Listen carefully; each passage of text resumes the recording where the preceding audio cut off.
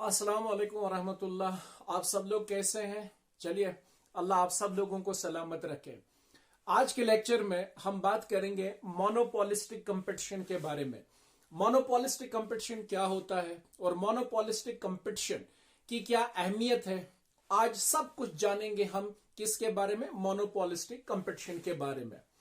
आप लोगों को मैंने इससे पहले दो एक्सट्रीम फॉर्म ऑफ मार्केट्स के बारे में पढ़ाया था या पढ़ाया है।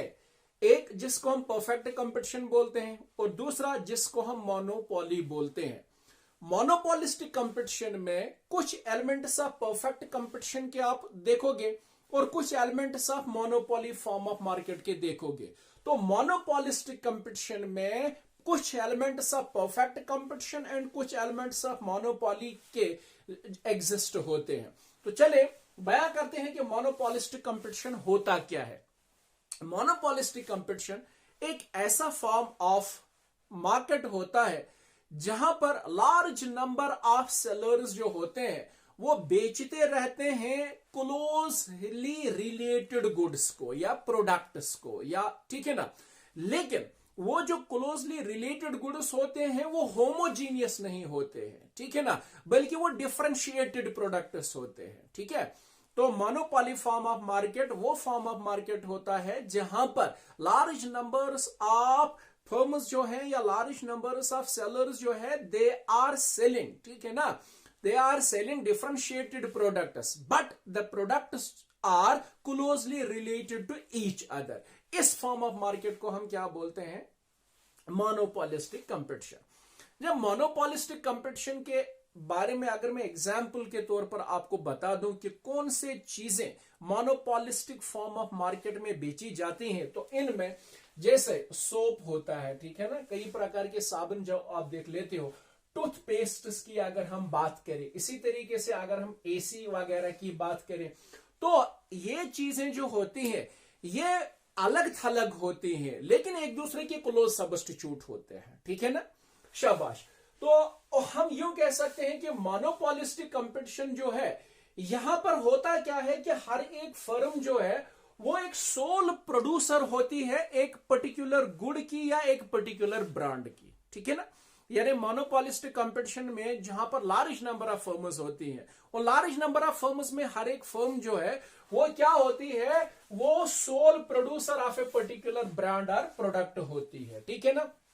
इसी तरीके से फर्म्स जो यहां पर होती हैं, ठीक है ना, वो फर्म्स एंजॉय करती हैं मोनोपोली पोजीशन। क्या एंजॉय करती है वो? Monopoly position. किस एतबार से वो मोनोपोली पोजीशन एंजॉय करती है? इस एतबार से क्योंकि वो एक पर्टिकुलर ब्रांड को प्रोड्यूस करते हैं और वो ब्रांड कोई और फर्म वहां पर प्रोड्यूस नहीं कर सकती है। मोनो मीन्स हमेशा सिंगल। तो इसका मतलब ये हुआ कि जब एक फर्म एक ब्रांड को प्रोड्यूस करती है तो सिमिलर वही ब्रांड कोई और फर्म नहीं प्रोड्यूस कर सकती।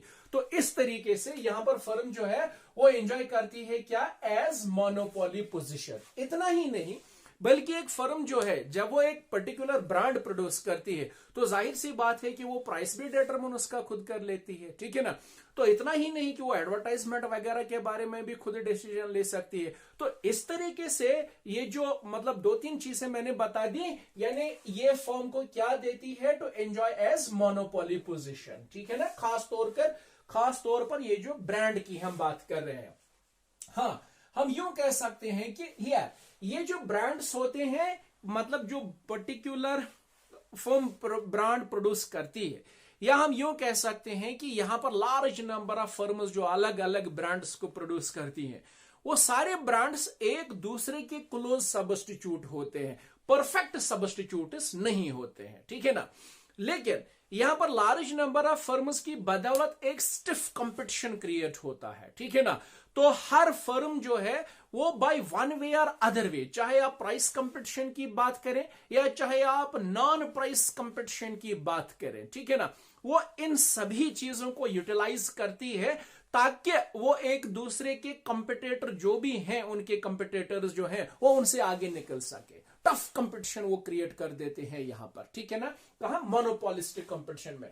तो हम यूं कह सकते हैं कि मोनोपोलिस्टिक कंपटीशन एक ऐसा मार्केट स्ट्रक्चर है, ठीक है ना, जहां पर लार्ज नंबर ऑफ जो मोनोपोलिस्ट्स हैं उनके बीच में कंपटीशन होता है। क्योंकि अब मैंने मोनोपोलिस्ट यहां पर बता दिया, क्योंकि यहां पर हर एक ब्रांड जो है वो अलग थलग है दूसरे से।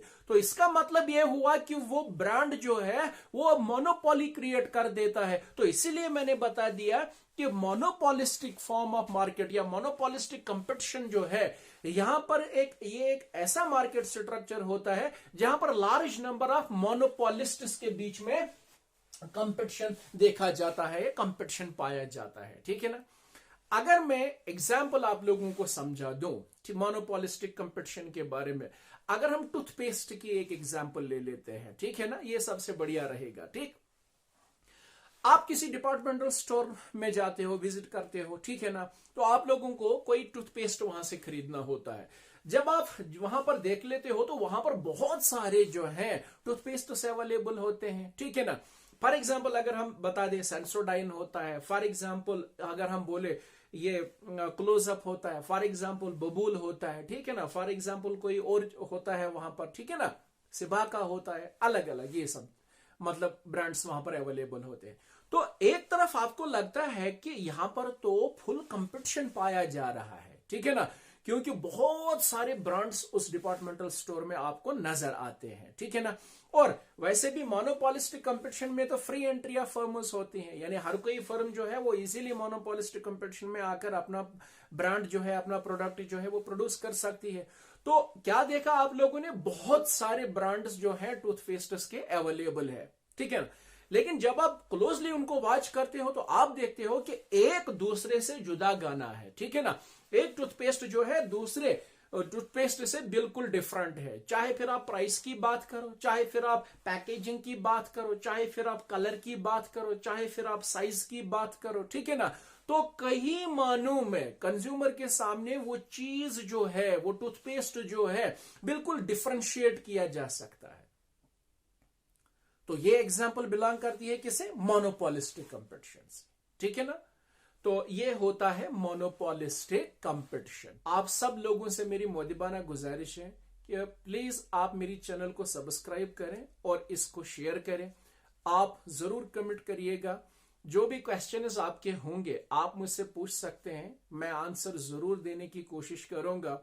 जब भी आप कमेंट करते हैं एक मोटिवेशन मिलती है कि और ज्यादा मेहनत करो और ज्यादा बेहतर और ढंग के वीडियोस जो हैं वो आप लोगों के लिए अपलोड करूं, ठीक है ना। तो इस उम्मीद के साथ कि आप जरूर शेयर करेंगे और आप जरूर सब्सक्राइब करिए। अल्लाह आप सब लोगों को सलामत रखें। अस्सलाम वालेकुम।